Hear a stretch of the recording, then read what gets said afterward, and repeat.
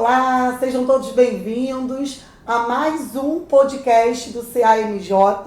Estamos hoje com essas duas amigas, advogadas brilhantes e excelentes profissionais, doutora Juliana, doutora Monique. Estamos aqui também com duas áreas que caminham juntas, que é o direito do trabalho e o direito previdenciário. São áreas ligadas ao direito social e que realmente caminham juntas. E elas que têm essa parceria de trabalho e falam muito sobre esses dois temas, vão falar aqui um pouquinho pra gente no CAMJ sobre a história de cada uma e sobre a atuação na área do direito do trabalho e do direito previdenciário. Então nos acompanhem que vem muita coisa boa por aí. Doutora Juliana, me fala um pouquinho sobre a sua história no direito do trabalho, o que te motivou, o que te incentivou, por que o direito do trabalho na sua vida? Bom, primeiramente eu queria agradecer a oportunidade de estar aqui no CAMJ, dizer que eu estou muito feliz por estar aqui com a minha parceira e amiga Monique e contar um pouquinho da minha história para vocês. Eu comecei já a amar a área trabalhista já no estágio que eu fazia. Eu atuava diretamente no atendimento dos clientes, fazia petições, recursos. Então eu pegava a área trabalhista desde o início, desde o primeiro contato com o trabalhador, até os recursos após a sentença e tudo mais. E eu conseguia ver a diferença que eu fazia ali naquele momento, em que a pessoa às vezes chegava chateada porque tinha sido demitida, não recebia as verbas, ou era assediada, tinha várias questões que atrapalhavam ela e deixavam ela já numa situação muito vulnerável.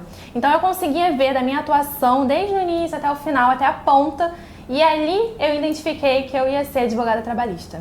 Muito bacana, isso no estágio? Isso no estágio, desde quando eu comecei, óbvio, tinha a minha chefe que me dava as instruções, mas eu consegui pegar aquela questão, trazer pra mim e ver a diferença que eu fazia na vida da pessoa. Isso acho que uma das melhores sentimentos que a gente tem quando a gente está trabalhando com o que a gente gosta, né? Com certeza, a gente enxergar que nós podemos ser instrumento de transformação na vida de alguém. E a advocacia permite isso. Exatamente. A advocacia nos transforma em ferramentas, instrumento de transformação social, patrimonial e de diversas formas, familiar. Sim. Então esse é o grande brilho da advocacia. E se tiver estagiário nos assistindo, vejam bem, ela despertou o amor, esse estalo pelo direito do trabalho, veio através do estágio. Exatamente. Eu sempre falo muito sobre isso, sobre a importância de ter um planejamento do seu estágio, para que você possa modelar áreas e quando chegar no momento de atuar sozinha, na advocacia, literalmente, você com a sua carteira, com o seu cliente, a sua responsabilidade, você realmente saber o que está fazendo, porque ela aprendeu no estágio, do início ao fim do processo. Muito bacana a sua história, doutora Juliana, e que isso sirva de exemplo, de incentivo para muitas pessoas que estejam nos assistindo, querendo realmente se encontrar no direito. Eu sempre brinco, descobrir uma área para chamar de sua. Acho que passou o tempo dessa questão do generalista. Nada contra, mas eu acho que cada vez mais o mundo precisa de especialistas. Com certeza. É importante. E você, doutora Monique, conta um pouquinho pra gente sobre a sua história no direito previdenciário. Da onde nasceu esse amor pelo direito previdenciário? Onde foi o seu estalo por essa área? Bom, antes de eu começar a falar, queria te agradecer também pelo convite, dizer que está sendo muito bacana essa participação, poder expor um pouquinho da nossa história, não só da minha, mas assim como da Ju também, da nossa parceria, e estar aqui falando com você, que é uma pessoa que a gente gosta muito, a gente admira seu trabalho já há algum tempo e hoje estamos aqui para conversar. Então, no meu caso, diferente da Ju, eu não tive esse despertar no estágio, até porque eu não tive contato com a área previdenciária durante meu estágio, nem mesmo na faculdade, porque não era muito comum na época em que eu era estudante. O meu contato com o previdenciário foi através do meu pai, então eu tenho uma história assim, bem bacana relacionado a meu ingresso, Eu até brinco que não fui eu que escolhi o previdenciário, ele que me escolheu. Meu pai, quando ele ficou viúvo da segunda esposa, que era minha madrasta, ele teve um problema no seu pedido de pensão por morte Então, esse foi, assim, meu primeiro caso, né? Meu primeiro contato. Eu fiz o pedido da pensão por morte dele, sem experiência nenhuma, sem saber. Até porque, antes de eu ingressar no previdenciário, eu sempre fui civilista. Atuei a vida inteira na área civil, então, assim, para mim o INSS era um mundo totalmente desconhecido, o previdenciário para mim era super difícil, e através do meu pai, né, que eu tive esse primeiro contato. Eu costumo brincar que ele foi a minha cobaia, e graças a Deus Deu foi certo. bem sucedido, e através dele que me despertou aquele sentimento, né, porque nós fomos para a área judiciária, que o INSS negou o benefício, então, na época, uma das testemunhas, né, que ajudaram meu pai, viu o meu trabalho, gostou, passou por um problema similar, então a partir daí veio meu segundo caso, desde então eu não parei mais. Quando eu vi aquilo, eu falei, não, eu quero trabalhar com isso, porque é como você falou, eu tenho essa veia do social, eu gosto, me sinto bem, me sinto feliz. Cada benefício que eu conquisto para uma família, eu estou assim com aquela sensação de que eu estou devolvendo a dignidade, a felicidade. Muitas famílias estão assim passando dificuldades imensas, então aquele benefício que você conquista não é só uma realização profissional, mas também pessoal, é do bem realizado. Então, isso que me fez encantar com o direito previdenciário, essa questão do social. Que bacana, linda sua história, e me remete até a fazer algumas observações, porque você identificou. Na verdade, não identificou. Na verdade, você foi para ajudar seu pai. Exatamente. Como advogada, tem um advogado em casa. Sem Advogado da proteção. família. Um advogado da família. É isso aí. Só que no curso desse trabalho, você identificou ali uma oportunidade de você se aprofundar. Você despertou esse amor pelo direito previdenciário através da atuação na questão do seu pai. Então, eu sempre falo que o advogado, o estagiário, quem está iniciando ou está em processo de transição de área, é preciso olhar as oportunidades que tem à sua volta. Com certeza. Porque de acordo com o que tem da necessidade, da demanda, você atua. É uma forma de você estar ali colocando em prática, estudando o caso, colocando em prática, dando o seu máximo. E dali deu certo, se tornou a sua fonte de trabalho, de inspiração. E fez uma transformação na sua vida, no sentido de advocacia, né, atuante na área do direito previdenciário.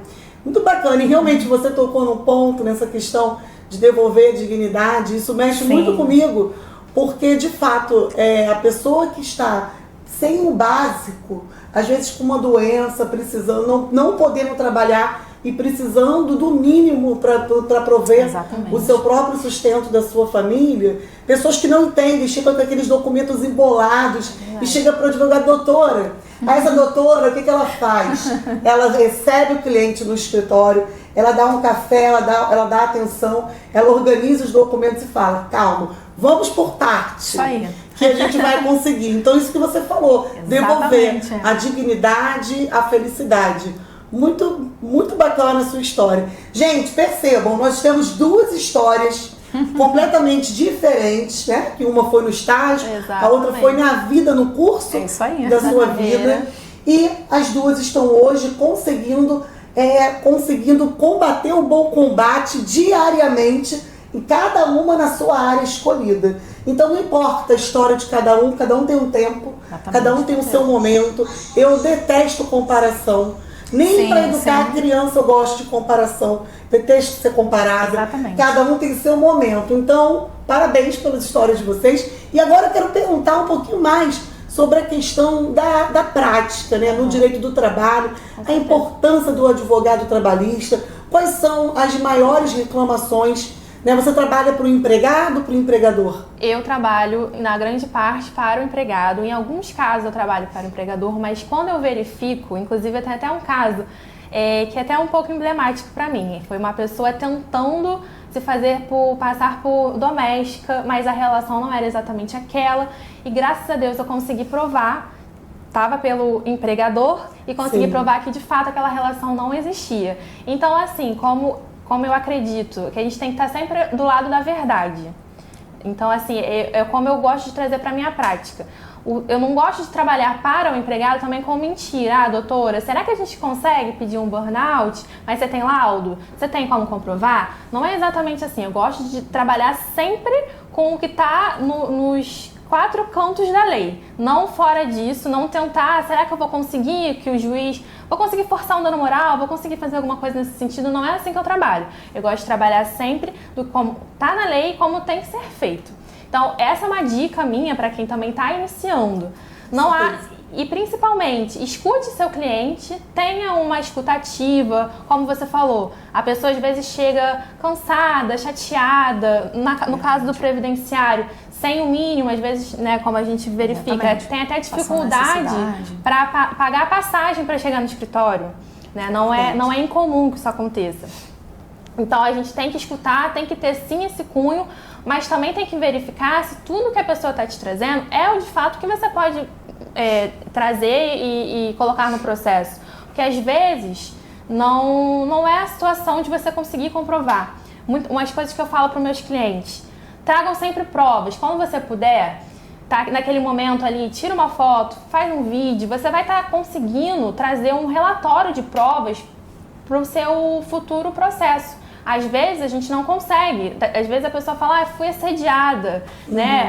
E a gente não consegue, às vezes, o depoimento testemunhal, porque a testemunha está na empresa e a testemunha, infelizmente, não vai abrir mão, né, de conseguir, de estar dentro do seu trabalho, vai ficar com medo de testemunhar. Então, em questões que você não consiga provar documentalmente, tente sempre colocar provas, fazer print, guarda uma pastinha no seu celular, tirar fotos, print com gestores. Às vezes o telefone desatualiza, a gente não consegue mais ter aquela conversa, perde. Então vai reunindo provas para quando a gente conseguir entrar com a ação, quando você se sentir agora é a hora de entrar com a ação, a gente conseguir fazer pedidos bons e pedidos fortes e provas fortes. Perfeito. Perfeito. Você tocou em 2 pontos que eu devo ressaltar aqui. A questão da ética.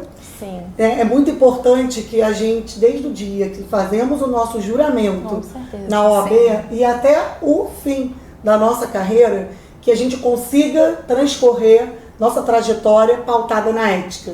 Exatamente. Porque muitos colegas se perdem pelo caminho. Né? A gente não pode se perder. Eu acho que a ética tem que estar aqui em cima no nosso dia a dia, como pessoas e principalmente como profissionais. O nosso juramento, né? O nosso juramento é ética. Então, perfeita colocação. E a questão também da escuta ativa. Com certeza. Eu percebo, não sei se vocês percebem isso, mas hoje em dia, a impressão que eu tenho é que as pessoas falam, as pessoas não ouvem, ficam esperando o outro falar para poder falar. Sim, as pessoas querem mais falar, mais serem ouvidas do que ouvir. É verdade. Então isso é uma grande dificuldade. Você já teve a sensação de falar alguma coisa com alguém, de conversar e quando acabar a pessoa emendar falando e você pensar assim, gente, ela não ouviu o que eu disse? Sim. Qual foi a parte Inúmeras vezes que ela não entendeu? Então a escuta ativa, excelente, as pessoas querem ser ouvidas, acolhidas. O mundo precisa disso, o nosso cliente precisa disso. Isso se torna um grande diferencial, né? Um grande diferencial na prática da nossa advocacia. Perfeita colocação. E você, doutora, fala um pouquinho sobre a importância do advogado previdenciarista, como tem que ser o advogado do direito previdenciário, as maiores demandas. Fala um pouquinho sobre essa área pra gente. Então, pegando esse ganchinho aqui da escutativa, né? Um dos pontos principais é, sem dúvida, a escutativa. Como a Ju mencionou anteriormente, o cliente previdenciário, na maioria dos casos, ele é aquela pessoa mais carente, ou se ele não é carente, ele está assim, carente não necessariamente da parte financeira, mas de informação. Ele teve ali um benefício dele negado, ele está com um problema de saúde, então tem urgência para se aposentar, não sabe como. Então ele realmente, né, como você mesma brincou, ele chega com aquela pastinha com 500 documentos, aqueles carnezinhos antigos, a carteira de trabalho rasgadinha, já velhinha, que você tem que identificar ali aquele ponto. Então você tem que ter, primeiro de tudo, paciência e carinho. Gostar daquilo que você faz também é fundamental. E assim, uma coisa que me deixa às vezes um pouquinho chateada é em relação à fama que nós, advogados previdenciaristas, temos, né, que é um grande mito aí que não condiz com a realidade, que as pessoas acham que não precisam do advogado para dar entrada lá nos seus pedidos do INSS. Ah, porque eu posso dar entrada sozinho, eu não preciso chamar o advogado. Claro, todo mundo pode, mas a questão é, você sabe fazer?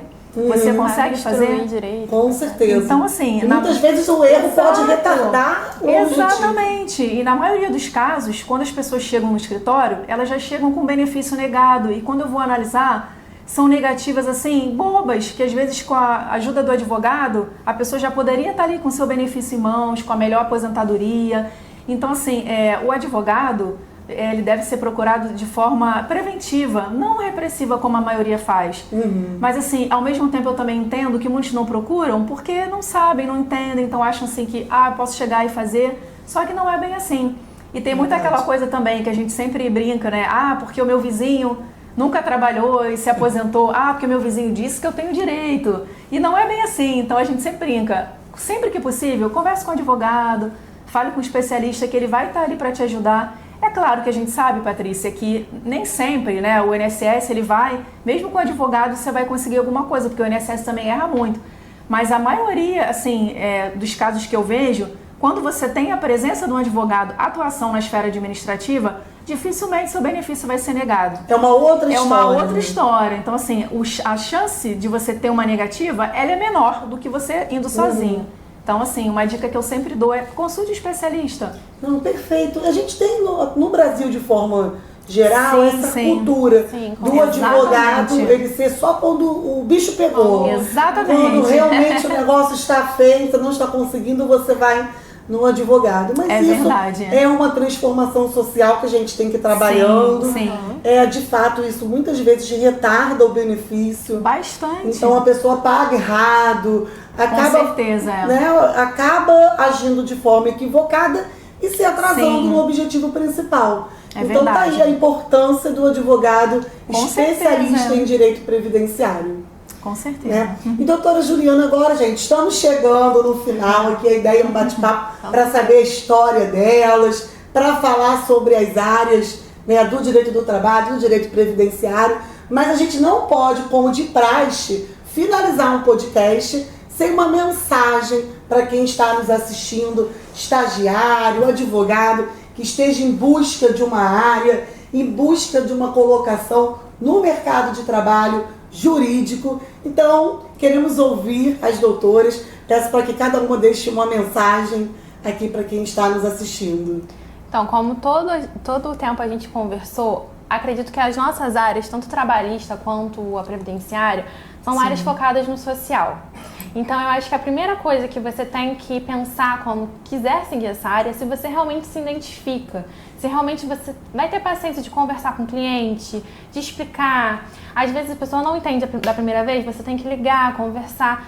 Então não pense que você vai entrar nessas áreas com o intuito de enriquecer. Vou ficar milionário e não vou falar com o meu cliente, não vou tratar bem o meu cliente.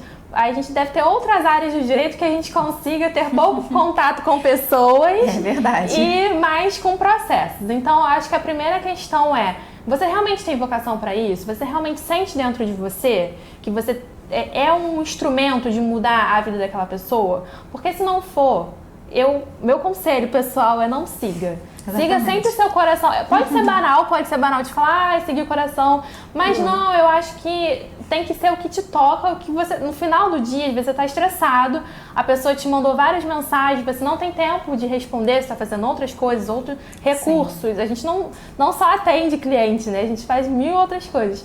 Mas no final do dia, você sentir que você, poxa, eu consegui fazer uma coisa que eu vou conseguir mudar a vida da pessoa. Não tem preço que pague. Exatamente. Então pense se você se identifica. Porque se você não se identificar, existem outras áreas de direito com braços abertos para te receber. Então eu acho que essa é a minha dica, esse é o meu recado. Tenha uma escuta ativa, tenha paciência, consiga ser transparente com o seu cliente, com a forma como que você trabalha, que a partir disso o sucesso vai vir, mas a satisfação também. Perfeito, muito obrigada. Perfeita colocação. Mensagem escutaram, gente. Vejam se realmente vocês estão aptos e prontos para isso. Isso aí. Se o coração tocar, se a vontade for essa, o restante é treino e estudo. Exatamente. Né? Mas tem que realmente, eu digo nas entregas de carteira, que quando a gente encontra no nosso ofício a nossa missão de vida, é verdade. É aí que o brilho dos olhos chega e o sucesso vem. Com certeza. E o sucesso é a consequência, porque Exatamente. o dinheiro ele vem com aquilo que você gosta de fazer. Não adianta você escolher uma área que não se identifica pelo dinheiro que não vai dar certo. Não vai dar certo. E trabalhar com social é a melhor coisa da vida. Eu sou suspeita, porque eu sou apaixonada. Assim, ela sabe, cada benefício conquistado eu vibro, eu sofro junto com o cliente, choro, me estresso, reclamo do INSS, mas eu amo o que eu faço. Hoje eu posso falar com certeza, eu não troco a área previdenciária por nenhuma outra. Os olhos até realmente brilham. Exatamente, o olho chega a brilhar, né? Realmente é o que você falou. Agora eu tenho uma área para chamar de minha. Agora não, já há alguns anos. Mas é isso, gente. Usem o coração antes da cabeça. Ele que vai dar a direção para você. E o resto, o sucesso vem. Gente, muito obrigada pela participação de vocês. Agora eu vou trazer o último ponto referente a vocês duas. Pela questão da parceria. Parceria é vida. Se você escolher uma pessoa que te complementa, que você interage, que vocês consigam conversar, crescer, traçar planos, projetos, colocar as coisas no papel, transformar do papel para a execução. Isso ajuda muito para quem quer empreender na advocacia, para quem está na advocacia autônoma. Busque pessoas com perfil que seja, não digo igual ao seu, mas que se complemente ao seu, para que vocês possam crescer, evoluir. Eu desejo só isso para vocês. Sucesso, muito, que vocês possam alcançar muita dignidade, muita felicidade, muitos benefícios, muitas indenizações para as pessoas que sofrem, né, as injustiças no direito do trabalho, e que vocês sejam felizes na mesma medida que vocês conquistem a felicidade para o cliente de vocês. Muito obrigada. Tá? Muito obrigada. E até o nosso próximo podcast. Que vocês voltem sempre. Com certeza. Com certeza.